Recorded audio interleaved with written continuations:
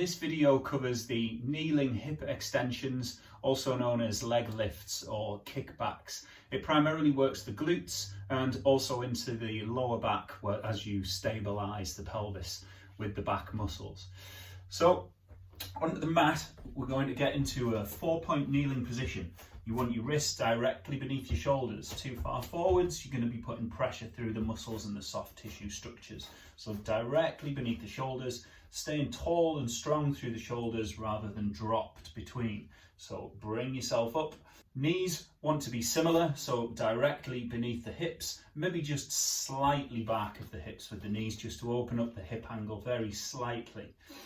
From here, you just want to take a second to get that pelvis and lower back in place. So rock your pelvis backwards and forwards, and you want to find that midpoint of neutral spine with a flat back. We don't want to be too dipped down through the back. We don't want to be too arched up. So you want to drop down, forwards and back just a few times. Get all the way to the extremities if you want to, of tucking your tailbone under and then anteriorly rotating the pelvis until you find that middle point with a strong flat back. Once done, draw your belly button in towards your spine to switch on your core, lock that in and feel strong through the back, holding that pelvis there. One of the primary focuses on this exercise is keeping that back exactly where it is. That's going to give you that stability and strength through the back. We don't want to be lifting the leg so that the pelvis is rocking backwards and forwards like this. To carry out the exercise, we want to activate the glute on the lifting leg. So locking yourself in place through the core, take a big breath in, and as you exhale, all we're going to do is just extend that leg back, pointing the toe towards the floor and bringing it back, and extend back and bring it back.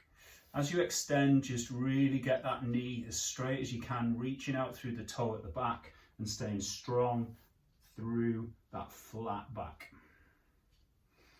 Progressing this exercise would be to extend and squeeze through that glute even more to lift the leg to parallel with the back and lower it down to bring it back. Extend, lift and lower. Noticing all the time that I'm resisting that urge to flex through the back as I lift. Stillness through the back and the pelvis. Squeezing through the glute to extend the hip and coming back. Do all of the reps on the same leg before switching to the other side, because switching legs will take that focus away from the work you've done to stabilize the back. If you extend this leg and then switch to the other side, the shifting of weight will take your focus away.